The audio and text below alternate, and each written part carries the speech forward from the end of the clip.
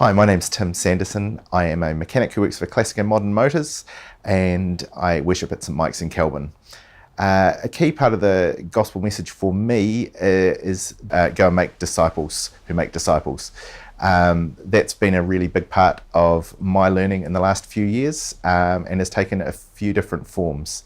One of the forms that has always been important to me as someone who can fix cars is helping people with that side of their lives.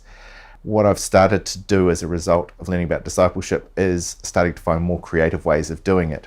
So I've been involved in helping with the prayer ambulance, and just recently bought a check car to mess with a couple of young guys, and managed to, just this last weekend, get through a race meeting with a car assembled by myself and Carell and Josiah in a few evenings the week before.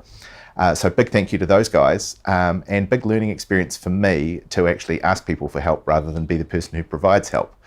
I think one of the key lessons I have learned is perhaps not so much to do things for other people, which is good, but also to let people do things for you actually helps them as well as helping you. So there's a real added value to sharing things in that way.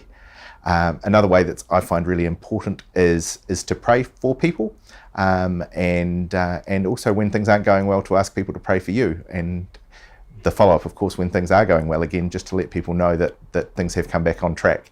So prayer life is a key part for me of my relationship with God and learning to do discipleship better.